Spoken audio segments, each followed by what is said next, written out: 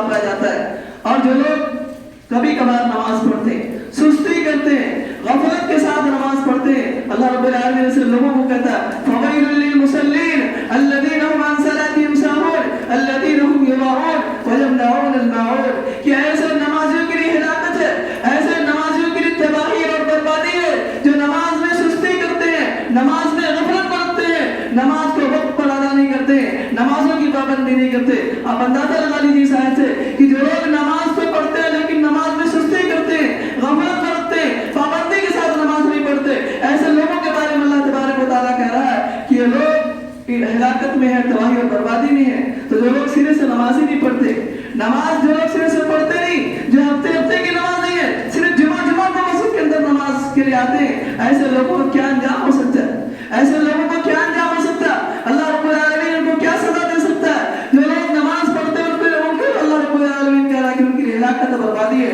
تو جو لوگ نماز ہی نہیں پڑھتے سرے سے، ایسے لوگوں کا انجام کیا ہو سکتا ہے؟ آپ خود غور کریں۔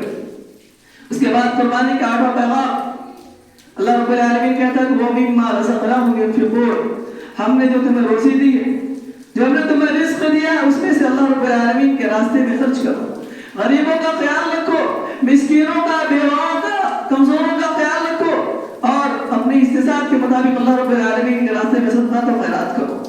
ایسا نہیں کہ اللہ رب العالمین نے جو مال آپ کو دے دیا وہ آپ کا ہو گیا، اس میں دوسروں کا بھی حصہ ہوتا ہے، غریبوں کا حصہ ہوتا ہے، کمزوروں کا حصہ ہوتا ہے۔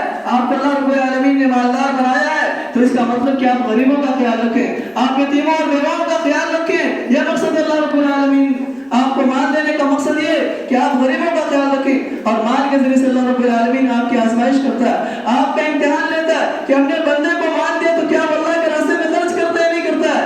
آپ اس بات کو غور سے سنیں اور اپنے آپ کو اپنے اندر جا کے اپنا محاسبہ کریں کہ اللہ رب العالمین نے ہمیں مال و دولت سے نوازا ہے تو غریبوں کا بھی خیال رکھیں۔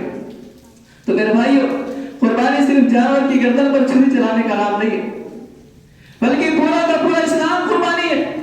صحابہ کرام کو مقام دینے والی چیز کیا تھی؟ صحابہ کرام کو مقام دینے والی چیز قربانی تھی۔ کبھی انہوں نے اپنے جان کی قربانی پیش کی، کبھی اپنے مال کی قربانی پیش کی، تو کبھی اپنے بیوی بچوں کی قربانی پیش کی، تو کبھی اپنے خواہشات کو قربانی پیش کی۔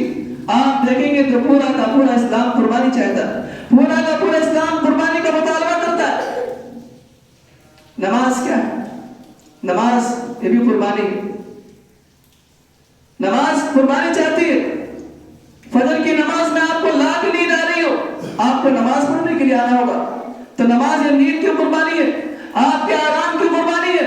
اصل میں آپ کو نماز کے لیے آنا ہوگا، آپ کا کاروبار چل رہا ہے، آپ دکان پر بیٹھے ہوئے، آپ کا بزنس چل رہا ہے، آپ کاروبار بند کر کے اپنے دکان کو بند کر کے آئیں گے تب آپ کی نماز ادا ہوگی۔ روزہ کیا ہے؟ روزہ بھی قربانی چاہتا ہے۔ کھانے پینے کی چاہت ہو رہی ہے، بھوکے پیاسے ہیں لیکن آپ کو کھانا نہیں کھانا ہے، تو کھانا پینا چھوڑ دینے کا نام روزہ، اور اس کی بھی قربانی ہے۔ مال کیا ہے؟ اللہ رب العالمین نے مال سے نوازا ہے۔ مال کیا ہے؟ مال سے بڑی محبت ہے۔ لاکھ 1 لاکھ کے اندر 2500 روپے اللہ رب العالمین کے راستے میں دینا ہے، مال سے بڑی محبت ہے۔ مال آپ اللہ رب العالمین کے راستے میں دینا نہیں چاہتے، بڑی محنت سے کمایا ہے، لیکن 1 لاکھ میں 2500 اللہ رب العالمین کے راستے میں دینا۔ مال کی محبت کے گلے پر چھری چلانے کا نام زکات ہے۔ زکات جو اللہ رب العالمین نے فرض کی ہے، آپ کو گرچہ مال سے محبت ہے لیکن جتنا آپ کے اوپر فرض ہوتا ہے آپ کو اللہ رب العالمین کے راستے میں دینا ہوگا۔ حج کیا ہے؟ حج بھی مال کو قربانی چاہتی ہے، آپ کے طاقت کی قربانی چاہتی ہے۔ حج کے لیے آپ کو انرجی صرف کرنی پڑے گی، اور وہاں جانے کے بعد جو رکن ادا کرنے آپ کو کرنے پڑیں گے۔ تو حج مال کی قربانی چاہتا ہے، آپ کے انرجی کی قربانی چاہتا ہے، طاقت کی قربانی چاہتا ہے۔ تو اس طریقے سے آپ دیکھیں گے تو ساری کی ساری عبادت آپ سے قربانی کا مطالبہ کرتی ہے۔ ساری عبادتوں کے اندر قربانی مطلوب ہے۔ جب آپ قربانی دیں گے ان تمام عبادتوں کے اندر، تبھی آپ کی عبادت قابل قبول ہو سکتی ہے، ورنہ آپ کی عبادت قابل قبول نہیں ہو سکتی۔ محترم حضرات، قربانی کے چند مسائل میں آپ کے سامنے رکھتا ہوں۔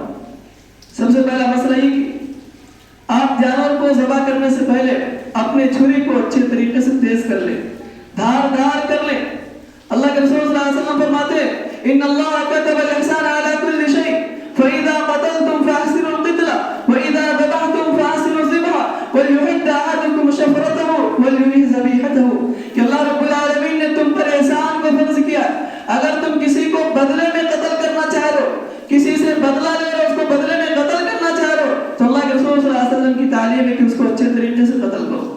جب جانور کو ذبح کرو تو اچھے طریقے سے ذبح کرو، اور ذبح کرنے سے پہلے اپنی چھری کو اچھے سے تیز کر لو، دھاردار کر لو، وَلْيُرِحْ ذَبِيحَتَهُ، اور اپنے ذبیحے کو آرام پہنچاؤ۔ جس جانور کو ذبح کرو اس کو آرام پہنچاؤ، سکون کے ساتھ اس کو ذبح کرو۔ ایک مرتبہ اللہ کے رسول صلی اللہ علیہ وسلم راستے سے گزر رہے تھے، دیکھا کہ ایک آدمی جانور کے اوپر پیر رکھ کر کے چھری کو تیز کر رہا۔ راستے سے اللہ کے رسول صلی اللہ علیہ وسلم گزر رہے، آدمی نے جانور کو لٹا دیا ہے، جانور کو لٹا کر کے اس کی گردن پر پیر رکھ کر کے چھری کو تیز کر رہا۔ اللہ کے رسول صلی اللہ علیہ وسلم نے جب دیکھا تو آپ نے فرمایا افلا قبل ھذا، تم نے اس سے پہلے ایسا کیوں نہیں کیا؟ جانور کے پاس آنے کے بعد چھری کو کیوں تیز کر رہے ہو؟ جبکہ شریعت کی تعلیم ہے کہ جانور کے سامنے چھری تیز نہیں کرنی چاہیے۔ آپ صلی اللہ علیہ وسلم نے کہا اوا تريد ان تميت موتادا، کیا تم اس جانور کو کئی مرتبہ مارنا چاہتے ہو؟ تو محترم حضرات، آپ جانور کو ذبح کرنے سے پہلے چھری کو تیز کر لیں، اچھے طریقے سے تیز کر لیں، اور چھری کو جانور کے سامنے تیز نہ کریں۔ اور دوسرا مسئلہ یہ کہ بہتر ہے کہ انسان خود اپنے ہاتھ سے جانور کو ذبح کرے، انسان خود اپنے ہاتھ سے جانور کو ذبح کرے۔ اگر نہیں کر سکتا ہے تو کوئی دوسرا بھی ذبح کر سکتا ہے۔ اسی طریقے سے اگر عورت ذبح کرنا چاہے تو عورت بھی جانور کو ذبح کر سکتی ہے۔ اگر وہ ذبح کا طریقہ جانتی ہو تو عورت بھی جانور کو ذبح کر سکتی ہے۔ صرف مرد کا حق نہیں ہے کہ جانور کو ذبح کرے، بلکہ عورتیں بھی اگر چاہے اپنے جانور کو ذبح کرنا تو وہ بھی ذبح کر سکتی ہیں۔ اور جانور کو ذبح کرنے کا مصنون طریقہ یہ کہ جانور کو بائیں کروٹ لٹائے، بائیں کروٹ لٹانے کے بعد اس کی گردن پر اپنے پاؤں کو رکھے اور بسم اللہ اللہ اکبر کر کے جانور کو ذبح کر دے۔ یہ مصنون طریقہ ہے کہ جانور کو بائیں کروٹ لٹائے، بائیں کروٹ لٹانے کے بعد اس کے گردن پر پاؤں کو رکھے اور بسم اللہ اللہ اکبر کر کے جانور کو ذبح کرے۔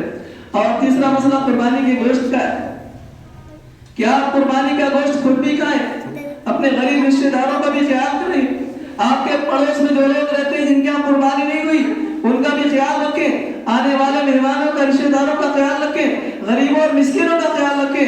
ایسا نہیں ہونا چاہیے کہ آپ قربانی کر کے سارے گوشت کو اپنے گھر میں رکھ لیں، یہ اسلام کی تعلیم نہیں ہے، بلکہ آپ خود بھی گوشت کھائیں، اپنے رشتہ داروں کو بھی کھلائیں، اور جو لوگ غریب ہیں آس پاس میں آپ کے رہتے ہیں جن کی یہاں قربانی نہیں ہوئی ان کو بھی کھلائیں، یہ شریعت کی تعلیم ہے۔